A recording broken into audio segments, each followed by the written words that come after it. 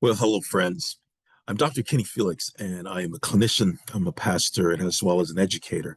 And today I have the great privilege of leading us on this most important topic, trying to understand the dichotomy between mental health and spiritual warfare. In today's session, I will first take a look at spiritual warfare, we'll define it, and we'll look at the biblical basis for spiritual warfare. I will then discuss the impact of what we call the fall on human life and what the Bible presents has the tools that we have to fight spiritual warfare.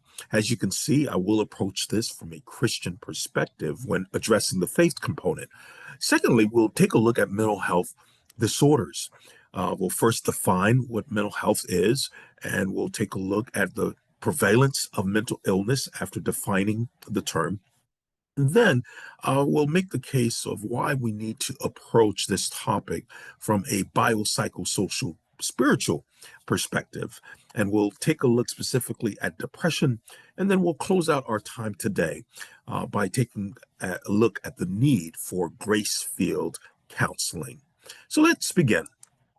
In taking a look at this term, spiritual warfare, I love the way that Clinton defines it. The concept of spiritual warfare and the understanding that Satan is a very real spiritual being who hates and wants dominion over all human beings is normative for every Christian seeking to know and mature in Christ. It is based on the biblical understanding that evil spiritual forces are actively attempting to thwart the purposes and presence of God by bringing about destruction for all of humankind and creation. That's another way of simply saying that we are in a world where spiritual forces are actually at work from a Christian perspective, as we see defined in the biblical word. I love also the way that Dr. Tony Evans defined it. He says this war is different from all other wars, not only because of its sheer magnitude and scope, but also because this war is fought in a place we have never seen. Spiritual warfare is the cosmic conflict waged in invisible spiritual realm, but simultaneously fleshed out in the invisible physical realm. To put it in another way, the root of the war is something you cannot see, but the effects of the war are clearly seen and felt. This is because everything physical is either influenced or caused by something spiritual. So here we have, again, a broad definition of what spiritual warfare entails. And when we look at the biblical word, again, approaching this from a Christian perspective, we find that the Bible does speak highly about spiritual warfare. It acknowledges that we are in this struggle, we are in this fight that impacts our human functioning. In Ephesians, it talks about how for our struggle is not against flesh and blood, but against rulers, against authorities, against powers of this dark world, and against spiritual forces of evil in the heavenly realms. Another way to look at it is that there's this enemy out there that would want nothing better than to impact your ability to thrive, your ability to live a wholesome life, your ability to be able to enjoy the relationships, be able to find meaning in this world, be able to function at your optimum, all from a multiple perspective. And other passages in 2 Corinthians chapter 10, verse 3 to 5, again, it talks about how for though we live in a world, we do not wage war as the world does. The weapons we fight with are not the weapons of the world. On the contrary, they have divine power and demolish strongholds. Again, these terms of enemy attack, these terms of strongholds, again, point to the reality of the spiritual struggle, the spiritual fight. And whenever we talk about the spiritual fight, the presence of evil forces, the presence of demonic forces are at hand or at some degree in spiritual warfare. And then that's why First Peter, the Apostle Peter, reminds us that to be alert, to be sober-minded, because the enemy, the devil, prowls around you like a roaring lion, looking for someone to devour. Again, the reality that we have this enemy, and so throughout the Word, we see where there's this admonition to submit to God, to resist the devil. He's like this warring lion, but he can't touch us unless if we are indeed under the umbrella of God's force. And Jesus Christ himself made it very clear that the thief comes only to steal and to kill and destroy, but I've come that they may have life and have it more abundantly, or have it to the full. Again, we're laying out the basis, the biblical basis for spiritual warfare from a Christian perspective. And we see the impact of the fall. I mean, from the time that the first human beings came in and were created, rather, and from the time that we have the fall, which is the entrance of brokenness, the entrance of sin into the world, we soon see division between the first men and women. We soon see the first, what I call the first premeditated murder, where Cain kills his brother in pretty much cold blood. So we see this appearance of evil that presents itself as sin has entered the world, and the impact of the fall is clear. I love what the Apostle Paul talks about, the fight within. Even when he wants to do good, he does evil. He desires to do good, but he can't carry it out. And so you see this, it's almost as if he's tortured by this force that is leading him to go against the very things that he actually believes in, and leads him to do and engage in behavior that is not in keeping with what he actually desires. And so, one way to look at this, and again, from a Christian perspective, the Bible is clear that we've been created in God's image. And when we look at the Godhead, when we look at the image of God, when we look at who God is, we definitely, first thing we see is this: we see this relational aspect where we see the Godhead being presented as the Father, the Holy Spirit, and Jesus Christ throughout Scripture. And so there's this great relationship between them. We see this oneness, we see this unity, we see this relationship, we see this bonding, we see this intimacy between them. And then when we think of the Godhead, we also see that it is orderly, or rather, it functions in an orderly manner. We see God as the creator. And so we see this amazing, intelligent design, we could say, be behind creation. We see the systematic nature of creation. We see the details, from the flowers to the fruits to the diversity in creation, all a reflection of who God is and His character.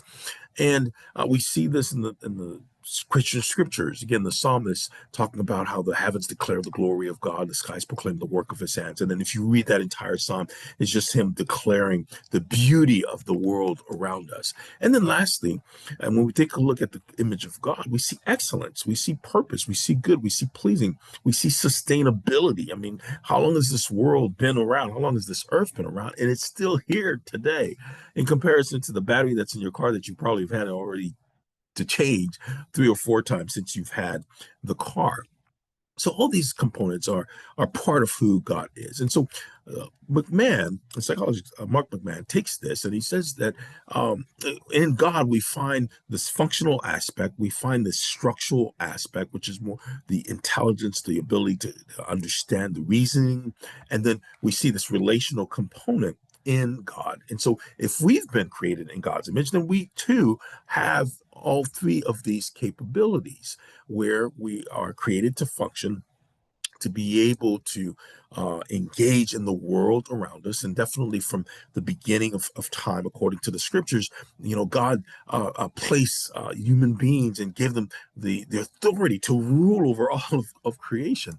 And so first things we're tasked with this idea of functioning, this idea of managing, this idea of producing, this idea of cultivating the resources that are all around us.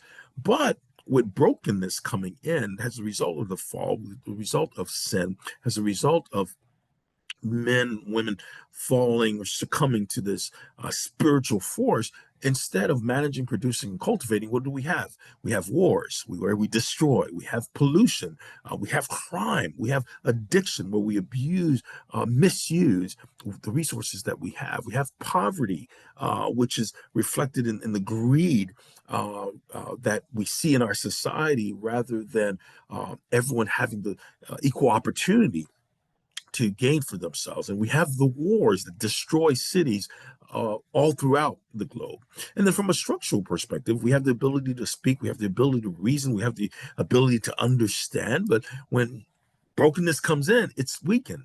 Our thinking is distorted. Our thinking becomes corrupted. The very solutions that we advocate for are the very ones that are bringing us to our demise, we could say. And so, lastly, the component of relational aspect is that we're, again, created in his image to care, to love, to fellowship, to reflect the compassion that we see in the Godhead. But because of our brokenness, what do we find? We find conflict, we find disunity, we find selfishness rather than being concerned about the well-being of others. And so many times we find self-fulfillment and pleasure over this relational or health, developing healthy relationships with others. And so where we put it all together, we find that sin has impacted, brokenness has impacted our ability to function, our ability to reason, to think, our ability to relate to others. And so it's all the remnant of living in this imperfect world, the remnant of living in this broken world that is marred by sin, that is marred by us missing the mark as a result of destruction coming in. And so where sin is from a Christian perspective, you need grace, you need grace, you need compassion to be able to respond and assist and meet people where they are, just as we've been met where we are. And so putting it together, if we take a look at the scriptures again, the scriptures talk about how the weapons that we fight with are not the weapons of the world. And so in Ephesians, it talks about how we have to put on the full armor of God to fight against those spiritual forces. And some of that armor includes truth, righteousness, which is right living, right conduct, readiness to be able to share what we call the gospel, being able to share God's truth, faith, hope, salvation, that transformation that comes from God, and then being able to rely on the word as the guide for us to navigate and to make decisions in our world. And as well as prayer, communication with God, communication with the divine, that connection where we could take that burden and bring it before God as we navigate through life's challenges. And so those are some of the weapons that are presented to us from a Christian perspective when regards to fighting spiritual warfare, whether we're talking about directly demonic forces or just simply the impact of being in a broken world. So from that perspective, just to uh, finalize it, again, it's the idea that we are in a world where we have an enemy, and therefore we can be prone to experiencing different challenges as a result. Now, when we look specifically now at the other side of the spectrum, the other part of our topic today, mental health disorders, one, we have to first just simply define mental health. What do we mean by mental health? Well, mental health is an individual's psychological, emotional, social, and spiritual well-being. We're talking here about wellness, a person's ability to function, let's say at their optimum function at a level where they are able to engage in their daily tasks and meet their daily responsibilities and definitely find a level of satisfaction, a level of meaning, a level of fortitude in what they do on a daily basis. It's a very important component in when we look at our overall wellness. And it's not independent of if we're talking about physical health or spiritual health. No, we again look at it from an integrated perspective. But for this presentation, we're defining mental health as an individual psychological, emotional, social, and spiritual well-being. Now, what about mental illness or mental disorders? Well, from the DSM-4, the DSM, the Diagnostic Manual of mental disorders, that big book that tells us all about the different types of mental illnesses that people can have, and others who've written on this, particularly in the diagnosis and treatment planning and counseling tags, we find this definition. It's a clinical significant behavioral or psychological syndrome or pattern that occurs in an individual and is associated with present distress, disability, or with significant increased risk of suffering, death, pain, disability, or important loss of freedom. Keywords here in this definition is that what the person is going through is they're not just having a bad day, but they're experiencing a phenomena that is clinically significant, and it's bringing a level of distress that's impeding them from being able to function as they normally would if they were not experiencing this level of distress. And so some of the different mental disorders or mental illnesses that are in the DSM. Again, that big book that provides us the guide to understand different types of mental illness include everything from neurodevelopmental disorders to schizophrenia, bipolar anxiety disorders, depressive disorders, trauma-related disorders. We have a category of eating disorders, sexual dysfunctions, dissociative disorders. All of these are part of the different categories, and within each category, you have a subset of specific illnesses to help us have the vocabulary to talk about what a person might be going through. We could look at disruptive impulsive control disorders. Personality disorders is a major one. We could look at disorders that are induced by substances as a result, or medication induced disorders. And so, again, a wide category of mental disorders. How prevalent are these disorders? Well, research tells us that one in five US adults live with mental illness. That's about 57, 58 million people here in the United States. 21 million adults had one major depressive episode. This is statistics from 2021. 19.1% of US adults suffered from an anxiety disorder. And so what we find is that anxiety and depression are the two leading mental illnesses that are prevalent in our society. And how serious is this? Well, when we take a look at what happens when mental illness is not treated, and again, when I share these numbers, I'm not saying that all suicides are the result of mental illness, but what we do find is many times they are um, part of the end result of what a person is going through, and the mental illness that they are experiencing when left untreated, when their person is not given the care that is needed, then many times the symptoms continue to grow, leading the person to make the choice of taking their own lives. And how serious is this challenge? Is this problem in our society? Well, in 2020, it was the 12th leading cause of death overall in the United States. That's 45,900 people. It was the second leading cause of death among individuals between ages of 10 and 14, 25 and 34, and the third among 15 to 24, and the fourth among 35 to 44-year-old individuals. When we look at the suicide rate versus the homicide rate, we find that nearly two times in 2020, there were nearly two times number of suicides than there were homicides. And you hear about homicides on the 5 o'clock news, on the 11 o'clock news, on the 6:30 news, on the 8 a.m. news. But how often do we hear about almost this silent killer of suicides? 45,979 suicides in 2020 in comparisons to homicides. One suicide is one suicide too many, just as one homicide is one homicide too many. So this is definitely a prevalent problem and challenge in our society.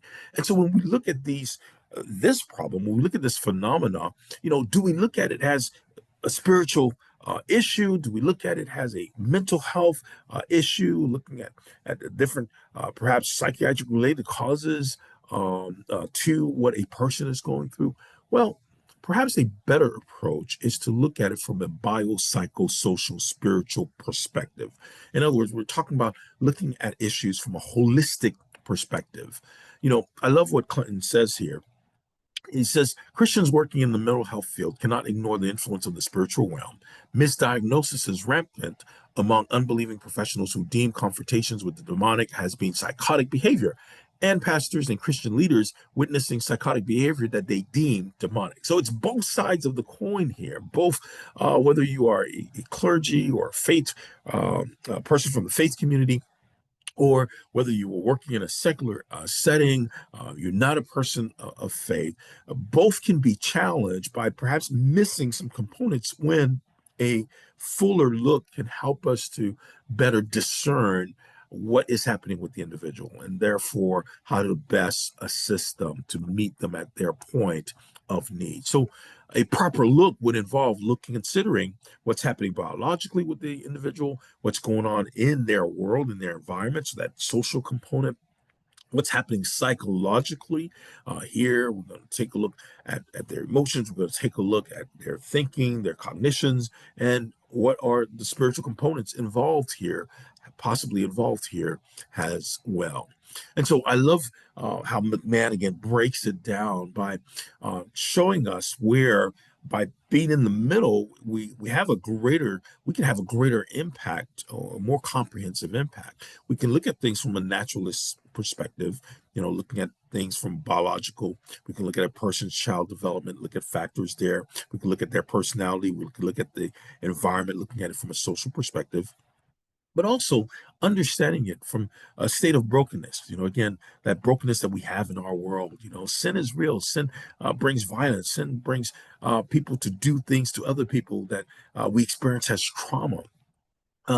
Sometimes we ourselves don't make the best choices that then impede our level of wellness, or rather than continuing to grow, rather than continuing to find deep meaning in the world, we may have some spiritual struggles that impede our ability to function at our optimum. So when we take both perspectives, we're more likely to get a more comprehensive view and understanding of what might be going on with an individual. And so, and taking a look at depression, depression, you have the following symptoms. A person has inability to feel pleasure. There's a decreasing level of hope, or the absence of hope. They have difficulty in relationships, attaching and connecting with others. You may feel, pretty much emotionally flat. Cognitively, a person will have challenges in concentrating and focusing. Their thinking may be slow. They may have a negative view of self, overwhelming guilt, hopelessness, and the greatest challenge is definitely having that suicidal ideation, thinking that they would be better off dead, or desiring to actually take their own life. When a person has depression, it's hard. It can be hard to get up out of bed, for example. A person may sleep for long periods of time, or may not be sleeping much at all, depending on the type of depression. And there's an avoidance. Then there's an avoidance of people. There's an avoidance of their daily activities because the energy is certainly not there. And we could continue to look at the physical manifestation. You could have weight loss or weight gain, poor appetite, or over eating. A person may experience a lot of crying spells. Now, when we try to think of what contributes to depression, what's the theology behind depression? Well, sometimes it's a genetic factor, right? People with family of history of depression are more likely to develop the illness than those without a family history of depression. And we find this common among certain mental health disorders as well. Another factor is when we look at the brain chemistry. Brain imaging is different among those who suffer from depression. Our brain is filled with these different types of hormones like serotonin, dopamine, norepinephrine, and these at the proper levels help us to function adequately. When they are not at their proper levels, when there is a deficiency, or there's the presence of too much of these chemicals that we call neurotransmitters, they can offset our ability to function at our best. So we see the chemistry, we see the hormones that are playing a role in contributing to the person's depression. And then, of course, there's also the stressors, the challenges that people go through can trigger depression. And here I want to take a deeper dive to look at stress and the impact of stress. Stress can be residual. It can be something that we dealt with in the past that continues to impact us today. An event, a traumatic event that occurred a month ago, 6 months ago, or even years ago can still have its impact today on the individual. Sometimes that stress can be situational. Something occurs and then it's gone, or situational stress may be driving through traffic in your city, or sometimes we may experience chronic stressors. Chronic stressors such as poverty, for example, can have significant impact on our well-being and can be a trigger to depression. At times also, the stressor has not occurred or the event has not occurred, but it's anticipated, and so we call this anticipatory stress. And when you think and are worried about something that may happen, then it's almost as if it's happening now and the impact is going to be the same. So all of these are the things that can contribute to depression. And when we think of stress, it's the work demands, it's the family demands, it's your relationships and the challenge that may be there. It's the losses that we experience at different stage of our lives. It's the economic pressure. It's the living conditions. Living in a racialized society where we experience racism, that's a significant stressor for individuals. And when stress comes in, it has its physical response. It has its emotional symptoms. It impacts us cognitively. It impacts us behaviorally as we try to cope and sometimes may not be coping in the best way possible. And of course, physically, medically rather, we know that stress can lead to high blood pressure, heart disease, obesity, diabetes. In addition to, again, the depression that can significantly impact a person's ability to function if not treated, if not addressed. So when we think of depression, when we think of stress, then, is it a question of praying through the depression, praying through to minimize the level of stress? Well, definitely we can explore the spiritual component. In fact, the Bible tells us not to be anxious about anything, but to bring our needs to God, and at the same time express gratitude. And I love this aspect because it balances out recognizing what you are in need of or what you are missing, and then challenging yourself to be grateful, to express gratitude. And there's so much out in the literature today about the power of gratitude and how it impacts our overall well-being. And so we can look at that from a spiritual component, or we could look at it from a non-spiritual component. Definitely from a spiritual component, again, assuring us of the promises of God. When we think of depression, the absence of hope is one of the key symptoms. Well, affirming one's faith by relying on the promises of God that we see in Scripture, and we could say that the Bible is a book of hope.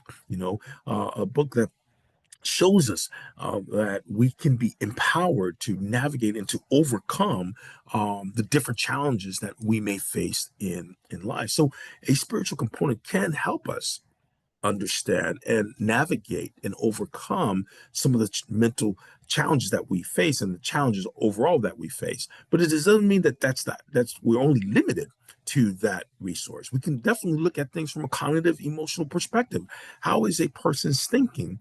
Have they embraced these negative thoughts? Have they embraced these negative mantras or these negative core beliefs that then bring in the negative emotions that then lead to the negative behaviors or their inability to cope? The entire cognitive behavioral therapy is based on this very notion of looking at how a person's thinking impacts their emotions, and how those emotions impact their behaviors, and how the behaviors impacts the thinking, and the thinking impacts the emotions. So it's all in one.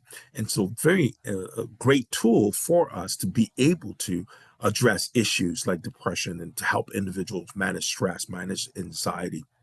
And then, of course, we can look at the behavioral component, specific activities that can assist a person in dealing with depression. Definitely, if someone is dealing with depression, we're going to want to engage and increase their level of activity, and literally activity. We want them to go on that walk. We want them to start exercising.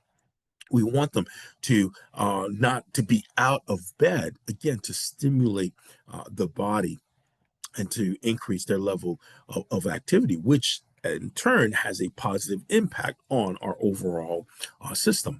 We should definitely look at things from a social perspective, as far as a relational perspective. The power of relationships. We could say that we're wired for connections, and we are at our best when our relationships are healthy. There's something that positively that occurs to our mental health, to our overall sense of well-being, when we're in environments where our relationships are marred or are reflective by compassion, by understanding, by kindness, by love. And so that's an important component to address when trying to assist someone who is dealing with a mental illness or a mental disorder. So all four of these, the cognitive and emotional, the behavioral, the social, the spiritual, are all parts that are key, important parts rather, when addressing the challenges that people experience and when addressing the mental illnesses that we may experience over our lifetime. I love, and I want to conclude by what McMahon offers here when he talks about the need for grace-filled counseling. Grace-filled Christian counseling accepts the possibility of natural explanations, right? Because we have to look at things from a biological perspective. We have to take a look at things from a cognitive perspective, therefore avoiding an accusing tone that implies that suffering people are experiencing the consequences of their sinful choices. I love that, guys, because when people are going through, the worst thing that we could do as believers or as people of faith is begin to judge them and label them as this is your the consequences of your sin. No, people don't need that. We need to be able to look at things from a holistic perspective and realize, as Mark continues, life is hard. Natural explanations help counselors empathize with others regarding the difficult circumstances they face. And empathy is a key aspect of what we offer as counselors when working with individuals. And then he continues by saying that, and grace-filled Christian counseling also accepts the reality of spiritual explanations. If we fail to acknowledge sin, then we foreclose on the possibility of confession, repentance, and growth in godliness. And to that, I would add, if we fail to acknowledge that we do have an enemy who would want nothing more than for us to experience destruction, for us to experience the worst things in life through different aspects of things that are in our environment, different aspects of things that are in society, the violence, the ill, the oppression, the poverty, then we will miss and we will attribute the challenges that people face just to them, failing to realize that, hey, there are forces out there that are definitely against you. So a balanced perspective is the key. We can't blame everything on demons. Again, we can't blame everything on demons. We have to look at things from a biopsychosocial perspective, nor can we dismiss the role that spiritual components may play when people experience illnesses, when people experience challenges in life. So today, I trust that this workshop has been beneficial. And as McMahon shares, I'll end with this. He says that the human heart is twisted and distorted, not only in passive sense that affirms its genetic state of brokenness in the world, but also in an active personal sense. Each of us is a sinner in need of grace, and we face functional consequences of our sin and the sins committed against us. Christian counselors do well to consider both a macro and a micro perspective of sin, and then respond in ways that affirm God's lavish grace revealed in Jesus Christ. In other terms, to close, I want to encourage you to, when you encounter that person that is in need, man, approach it from a biological, social, psychological perspective. Approach it in a redemptive manner, which is compassion and grace to meet at a person at their point of need. And when we're able to do this, when we're able to intentionally reflect level of empathy, reflect level of truth as we look at these different components, then we will serve as conduits to bring about the healing, to bring about the transformation, to bring about the restoration in that person's life. Well, I trust that this has been a very helpful uh, session for you. If I could be of assistance, please feel free to reach out to me in the Atlanta area, in the South Florida area, and I'll be glad to meet with you at any time. Take care.